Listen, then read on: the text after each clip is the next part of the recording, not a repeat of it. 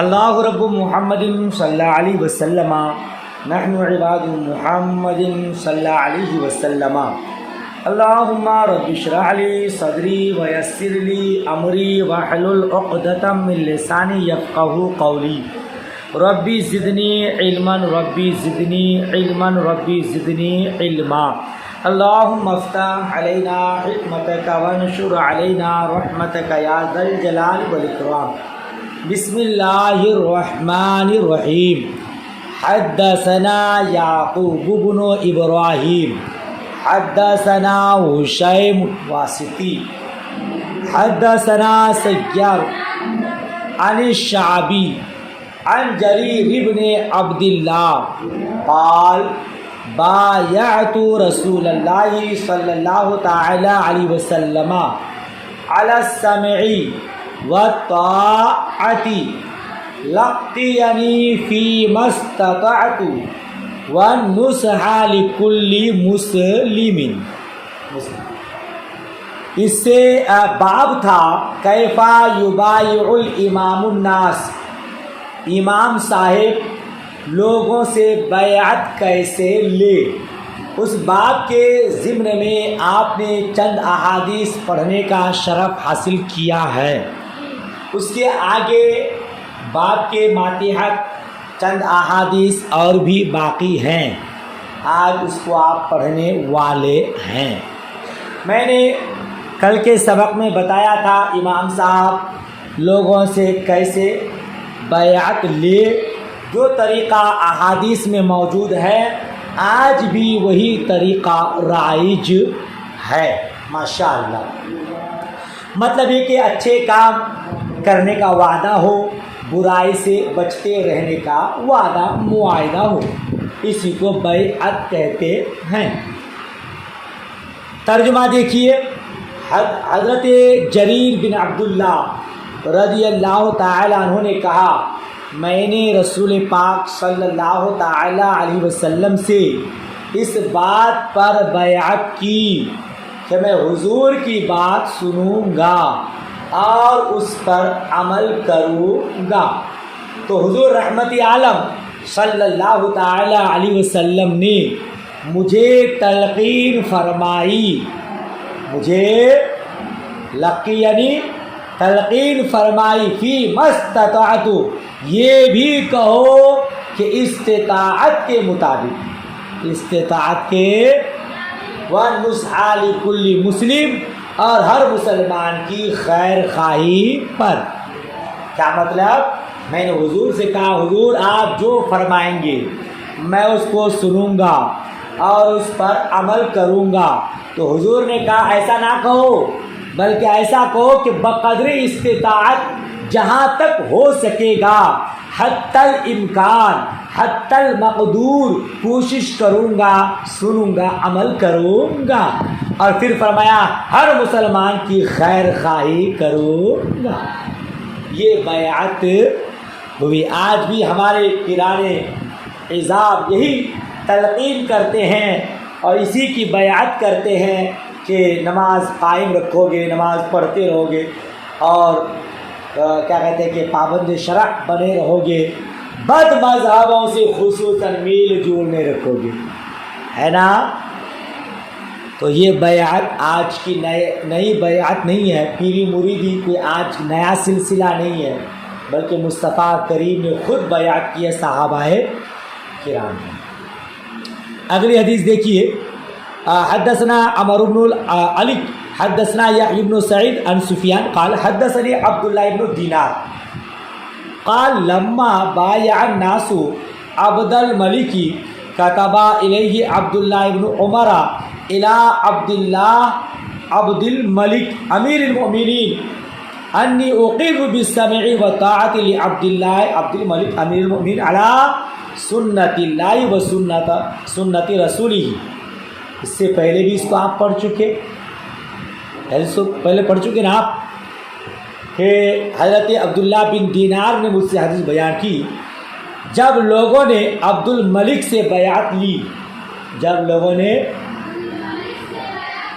کتب علی عبداللہ ابن عمر، حضرت عبداللہ ابن عمر نے ان کی طرف خط لکھا، کن کی طرف؟ عبداللہ عبد الملک امیر المؤمنین کی طرف. عبداللہ عبد الملک یعنی اللہ کے بندے امیر المؤمنین عبد الملک کی طرف. اگر لفظی ترجمہ کریں، حضرت عبداللہ ابن عمر نے اللہ کے بندے امیر المؤمنین عبد الملک کی طرف خط لکھا. اس سے پہلے آپ پڑھ چکے کہ حضرت عبداللہ ابن زبیر رضی اللہ عنہ کی شہادت جب سن 73 ہجری میں ہو گئی تو پورے بلاد اسلامیہ پر عبد الملک بن مروان صفان کا قبضہ ہو گیا. اس وقت حضرت عبداللہ ابن عمر رضی اللہ تعالیٰ عنہ نے عبد الملک صفاق کو خط لکھا ہے نا. اس سے پہلے انہوں نے مروان کی اور نہ اس کے بیٹے عبد الملک کی بیعت کی تھی اور نہ عبداللہ بن زبیر رضی اللہ تعالیٰ عنہ کی بیعت کی تھی. ٹھیک ہے نا. جب حضرت علی رضی اللہ عنہ کی بیعت، حضرت علی کی بھی بیعت نہیں کی، امام حسن مجتبیٰ کی بھی بیعت نہیں کی، امیر معاویہ کی بھی بیعت نہیں کی. جب امام حسن مجتبیٰ رضی اللہ تعالیٰ عنہ نے امیر معاویہ رضی اللہ تعالیٰ عنہ کو خلافت سپرد فرما دی تو حضرت معاویہ رضی اللہ تعالیٰ عنہ کی بیعت کی. اور حضرت عبداللہ ابن عمر رضی اللہ عنہ. تو حضرت عبداللہ ابن عمر نے اللہ کے بندے امیر المؤمنین عبد الملک کی طرف خط لکھا. انی اقر بالسمع، میں اقرار کرتا ہوں سماعت کی یعنی میں سنوں گا، اور اطاعت کی لعبداللہ عبد الملک امیر المؤمنین، یعنی اللہ کے بندے امیر المؤمنین عبد الملک کی میں اقرار کرتا ہوں کہ امیر المؤمنین اللہ کے بندے امیر المؤمنین عبد الملک کی بات سنوں گا اور اطاعت کروں گا. علی سنت اللہ کے طریقہ پر، اللہ کے اور اللہ کے رسول کی طریقہ پر، جس طرح اللہ کے فرمودات ہیں اس پر عمل کروں گا اور رسول پاک صلی اللہ تعالی وسلم کی سنت کے مطابق عمل کروں گا. سمجھ رہے ہیں آپ؟ فی مستطاعت، اس بقدر استطاعت، بقدر وانا بنیا قد اقر بذالک، اور میرے بیٹوں نے بھی اس کا اقرار کیا. پڑھ چکے اس سے پہلے آپ. حدثنا عبداللہ بن مسلمہ حدثنا حاتم بن اسماعیل عن یزید مولا سلمہ بن اکوع بن ابی عبید قلت لسلمۃ علی ای شیء بایعتم النبی صلی اللہ تعالی وسلم یوم الحدیبیہ قال علی الموت. اللہ اکبر. حضرت یزید بن ابی عبید سے روایت، جو سلمہ بن اکوع کے آزاد کردہ غلام ہے. میں نے سلمہ سے کہا، میں نے آپ لوگوں نے نبی کریم صلی اللہ تعالی علیہ وسلم سے کس چیز پر بیعت لی؟ یوم الحدیبیہ، حدیبیہ کے دن، یا ایسا بولیے حدیبیہ کے دن آپ لوگوں نے نبی کریم صلی اللہ تعالی علیہ وسلم سے کس چیز پر، کن چیزوں پر بیعت کی؟ بایعتم کے اوپر لکھا مر الحدیث، یہ حدیث گزر چکی ہے صفحہ نمبر 415 میں.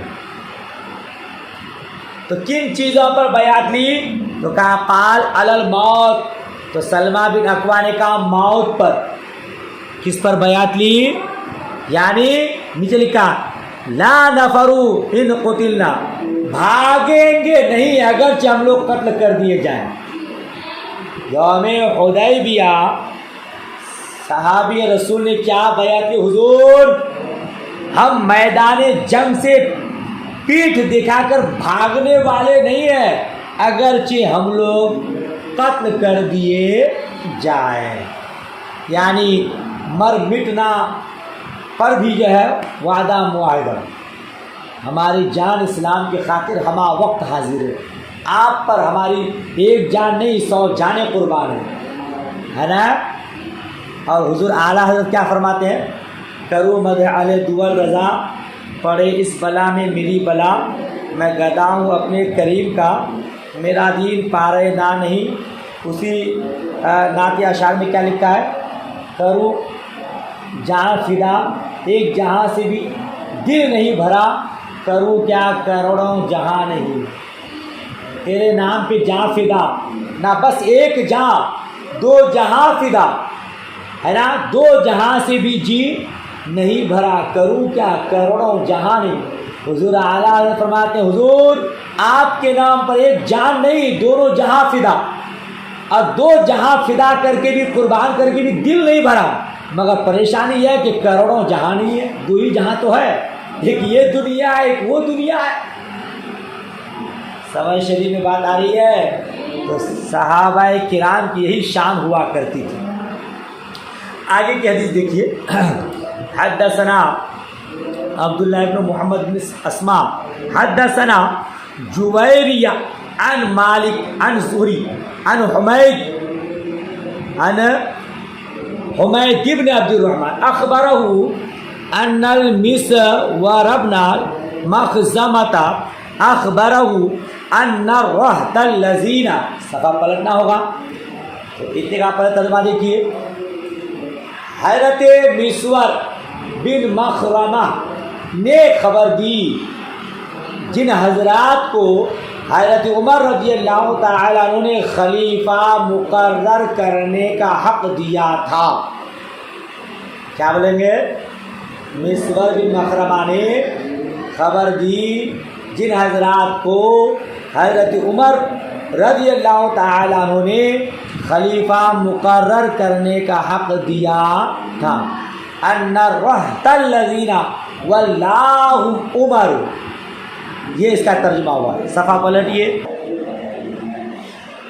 پلٹ دیے، ولاہم عمر، ہاں ترجمہ کیا ہوا؟ جن لوگوں کو حضرت عمر رضی اللہ تعالیٰ عنہ نے خلیفہ مقرر کرنے کا حق دیا تھا۔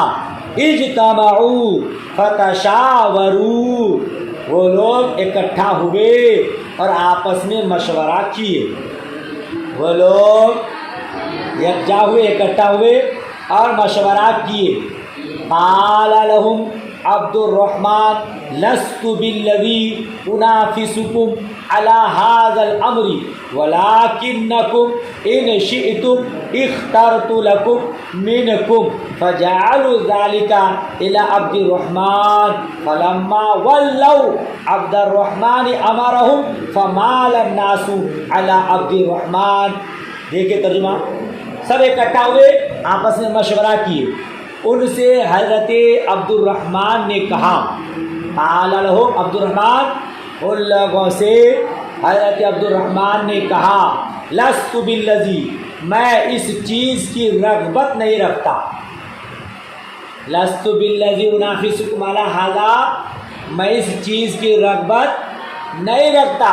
حضرت عبد الرحمن بن عوف نے کہا، مجھے خلیفہ بننے کا شوق نہیں ہے، اس کی خواہش نہیں ہے۔ وَلَكِنَّكُمْ إِنْ شِئْتُمْ اخْتَرْتُ لَكُمْ مِنْكُمْ، ہاں اگر تم چاہو تو تم میں سے کسی کو منتخب کر لوں، ہاں اگر تم چاہو تو تم میں سے کسی کو منتخب کر لوں۔ تو فَجَعَلُوا ذَلِكَ إِلَى عَبْدِ الرحمن، تو ان لوگوں نے یہ حق حضرت عبد الرحمن رضی اللہ تعالیٰ عنہ کو دے دیا، یعنی ان سب نے کیا کہا کہ آپ جسے چاہیں خلیفہ مقرر فرما دیں۔ فلما ولوا عبد الرحمن، جب ان لوگوں نے اپنا معاملہ عبد الرحمن کو سپرد کر دیا، جب ان لوگوں نے اپنا معاملہ عبد الرحمن کو سپرد کر دیا، فمال الناس علی عبد الرحمن، تو سب لوگ حضرت عبد الرحمن کی طرف جھک پڑے، تو سب لوگ حضرت عبد الرحمن کی طرف کیا پڑے؟ جھک پڑے۔ حتی ما ارى احدا من الناس یجتمع اولئک الرہط ولا یطأ عاقبہ، یہاں تک کہ کسی کو میں نہیں دیکھتا، یہاں تک کہ کسی کو میں نہیں دیکھتا کہ بقیہ لوگوں کے پیچھے چلتے، بقیہ لوگوں کے پیچھے سب لوگ ان دنوں حضرت عبد الرحمن سے اس معاملہ میں مشورہ کرتے۔ بولیے ترجمہ، سب لوگ ان دنوں یا ان دنوں حضرت عبد الرحمن سے اس معاملہ میں مشورہ کرتے، ٹھیک ہے نا۔ فمال الناس علی عبد الرحمن، سب لوگ عبد الرحمن کے پاس جھک گئے۔ یشاورونہ تلک اللیالی، اس کا ترجمہ کیا بولے آپ نے؟ سب لوگ اسی معاملہ میں مشورہ کرتے، یہاں تک کہ وہ رات آئی، یہاں تک کہ حتی اذا کانت اللیلۃ التی اصبحنا، یہاں تک کہ وہ رات آئی جس کی صبح کو ہم نے حضرت عثمان رضی اللہ تعالیٰ عنہ کی بیعت کی۔ جی یہاں تک کہ حتی اذا کانت اللیلۃ التی اصبحنا منها فبایعنا عثمان، یہاں تک کہ وہ رات آئی جس کی صبح کو ہم نے حضرت عبد الرحمن رضی اللہ تعالیٰ عنہ کی بیعت کی، ٹھیک ہے نا۔ یہ کہتے ہیں قال المسور طرقنی عبد الرحمن بعد حجر من اللیل فضرب الباب، حضرت عبد الرحمن رضی اللہ تعالی عنہ کچھ رات گزرنے کے بعد میرے پاس آئے۔ حضرت مسور نے کہا کہ حضرت عبد الرحمن رضی اللہ تعالی عنہ کچھ رات گزرنے کے بعد میرے پاس آئے، فضرب الباب، اور میرا دروازہ پیٹا، حتی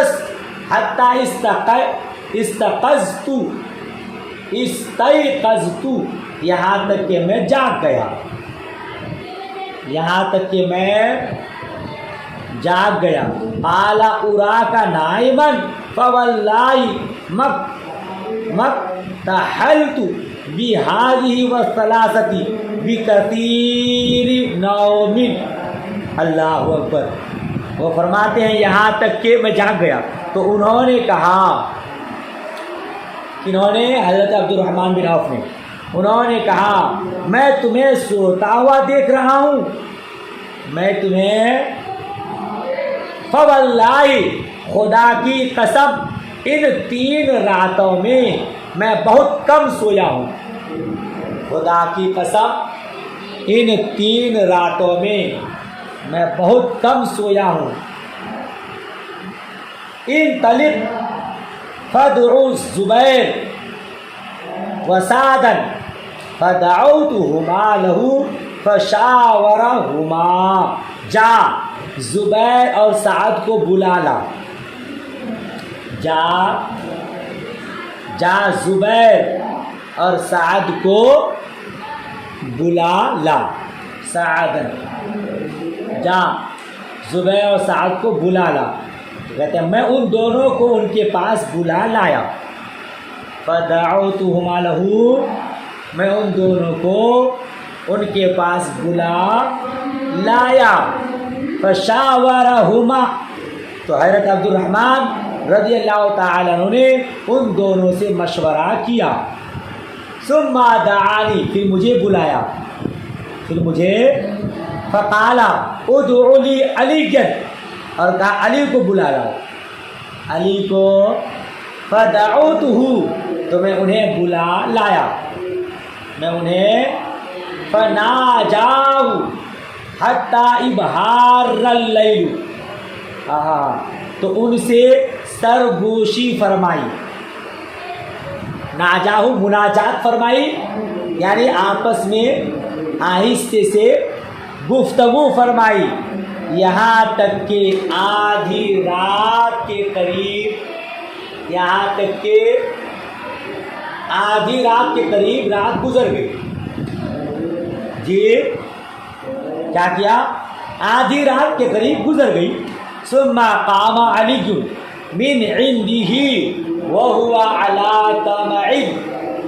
اس کے بعد حضرت علی کے ان کے پاس سے اٹھے. اس کے بعد حضرت علی ان کے پاس سے اٹھے اور انہیں خلافت ملنے کی کچھ امید تھی. اور انہیں بولیے نا بھائی، خلافت ملنے کی کچھ امید تھی. حضرت علی رضی اللہ تعالیٰ عنہ کے دل میں خیال تھا کہ شاید خلافت کے لیے میرا انتخاب ہو، میں منتخب کیا جاؤں. یہ آپ کے دل میں امید تھی. ٹھیک ہے. وقد کان عبد الرحمن یخشی من علی کی شیئا. اور حضرت عبد الرحمن کو حضرت علی سے کچھ اندیشہ بھی تھا. حضرت عبد الرحمن کو حضرت علی رضی اللہ تعالیٰ عنہ سے کچھ اندیشہ بھی تھا. یعنی آپ کے دل میں بھی یہ خیال تھا کہ مولا علی اس خیال میں ہوں گے کہ مجھے خلافت کے لیے چنا جائے. سمجھ شریف میں بات آئی. ثم قال ادعو لی عثمان. پھر کہا، حضرت مسور فرماتے ہیں کہ پھر حضرت عبد الرحمن بن عوف نے مجھ سے کہا، کیا کہا؟ میرے لیے عثمان کو بلا لاؤ، میرے پاس عثمان کو بلا لاؤ. فناجاہ حتی فرق بینہما المؤذن بالصبح. تو ان سے سرگوشی فرمائی.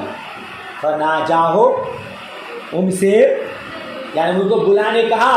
میں حضرت عثمان غنی کو بلا کے لایا تو آپ نے حضرت عثمان غنی سے کچھ کیا کہتے ہیں کہ آپس میں خاص باتیں کی، یہاں تک کہ صبح کے وقت مؤذن نے ان دونوں کے درمیان جدائی کی.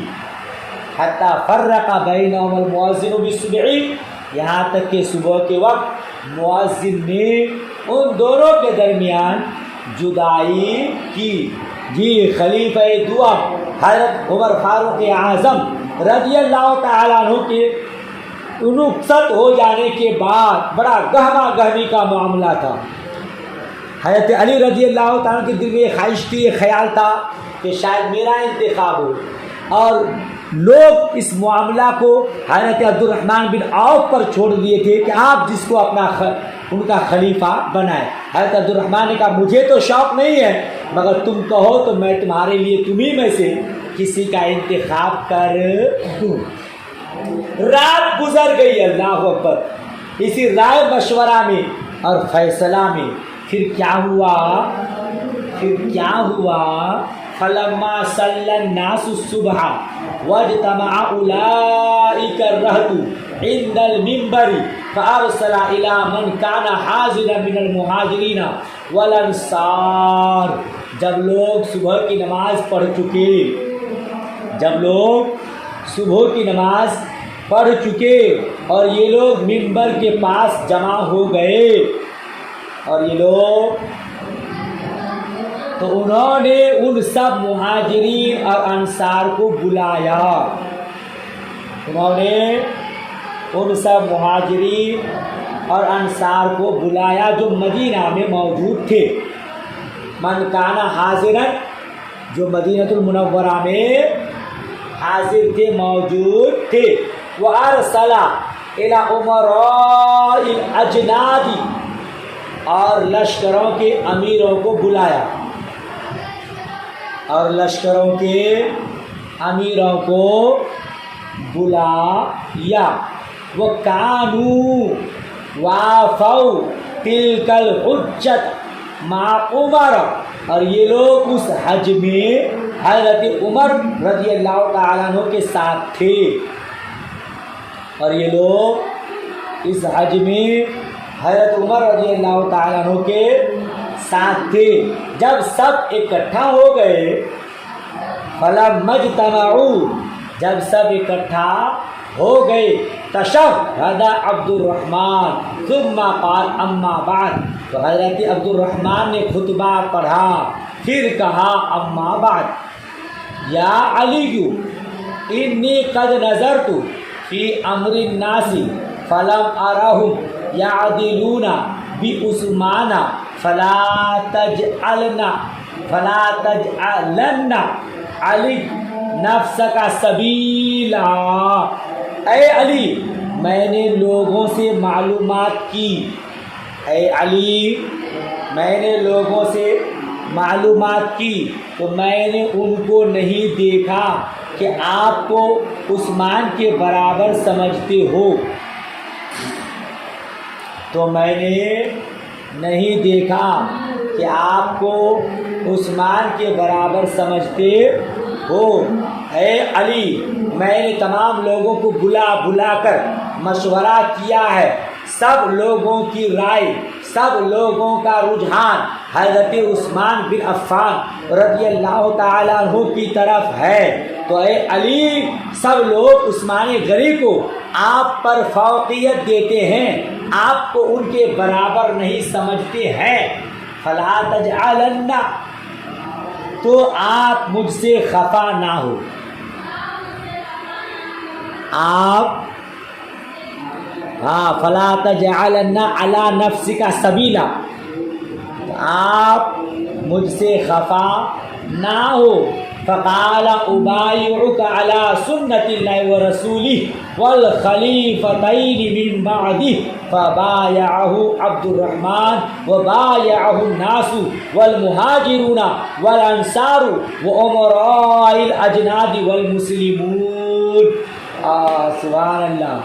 تو حضرت عبد الرحمن نے حضرت عثمان سے کہا میں آپ سے اللہ کی کتاب اور اس کے رسول اور ان کے بعد دونوں خلیفہ کی سنت پر بیعت کرتا ہوں۔ ہو گیا ترجمہ؟ حضرت عبد الرحمن نے کیا کہا؟ حضرت عثمان سے کہا میں آپ سے اللہ کی کتاب اور اس کے رسول اور ان کے بعد دونوں خلیفہ کی، یعنی حضرت ابوبکر صدیق، حضرت عمر فاروق اعظم کی خلیفہ کی سنت پر بیعت کرتا ہوں۔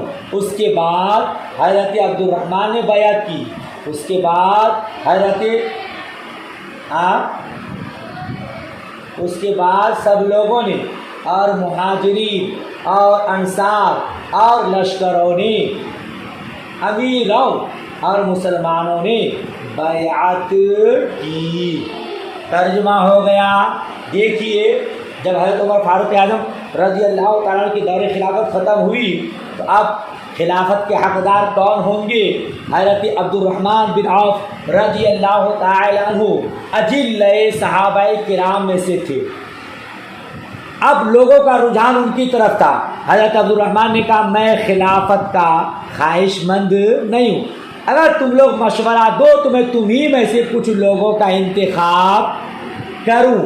تو حضرت عمر، دیکھیے یہاں جو آپ نے عبارت میں رہت کا لفظ پڑھا ہے، جماعت کو کہتے ہیں، اس راہ سے 6 افراد مراد ہیں، حضرت عثمان، حضرت علی، حضرت طلحہ، حضرت زبیر، حضرت عبد الرحمن بن عوف، حضرت سعد بن ابی وقاص رضی اللہ تعالی عنہ۔ یہ 6 کون کون؟ حضرت عثمان غنی رضی اللہ تعالیٰ عنہ، حضرت علی رضی اللہ تعالیٰ عنہ، حضرت طلحہ رضی اللہ تعالیٰ عنہ، حضرت زبیر رضی اللہ تعالیٰ عنہ، حضرت عبد الرحمن بن عوف رضی اللہ تعالیٰ عنہ، حضرت سعد بن ابی وقاص رضی اللہ تعالیٰ عنہ۔ تو جب حضرت عمر رضی اللہ تعالیٰ عنہ سے درخواست کی گئی کہ آپ اپنا کوئی جانشین منتخب فرما دیں تو آپ نے قبول نہیں فرمایا۔ جی حضرت عمر فاروق اعظم کے دور خلافت کے بعد لوگ آپ کی بارگاہ میں گئے اور کہا کہ آپ اپنا نائب بنا دیں، جانشین بنا دیں، آپ نے قبول نہیں فرمایا اور 6 لوگوں کا انتخاب فرمایا۔ ان 6 لوگوں کا جو عشرہ مبشرہ میں سے ہے، جن کا تذکرہ میں نے کیا ہے نا، سابقین اولین مہاجرین میں سے تھے۔ ان 6 حضرات کا پوری قوم پر اثر تھا۔ یہ لوگ عقل و تدبر میں سب سے زیادہ فائد تھے۔ تو حضرت عبد الرحمن بن عوف رضی اللہ تعالیٰ عنہ نے بہت خوبصورتی کے ساتھ یہ کام انجام دیا، اور آپ چونکہ بڑے مدبر اور ماہر سیاست داں تھے تو آپ نے اس انداز میں انتخاب فرمایا کہ کسی کا دل بھی نہیں ٹوٹا، اور حضرت عثمان بن عفان رضی اللہ تعالیٰ عنہ کی طرف لوگوں کے رجحان کو پایا تو آپ نے حضرت عثمان بن عفان رضی اللہ تعالیٰ عنہ کا انتخاب فرمایا۔ اس حدیث میں یہ بھی ہے کہ حضرت علی رضی اللہ تعالیٰ عنہ کو امید تھی کہ میرا انتخاب ہوگا، ہے نا؟ تو یہ کوئی قباحت والی بات نہیں ہے، دل میں یہ خیال آ سکتا ہے کہ بھائی میں بھی بحمدہ تعالی علم رکھتا ہوں۔ مصطفیٰ جان احمد نے فرمایا انا مدینۃ العلم و علی بابها، ہے نا؟ میں علم کا شہر ہوں، علی اس کا باب ہے۔ تو اس حساب سے آپ کے دل میں یہ امید تھی، خیال تھا، مگر حضرت عبد الرحمن بن عوف نے حضرت عثمان بن عفان کا انتخاب کیا تو آپ نے بھی تسلیم فرمایا۔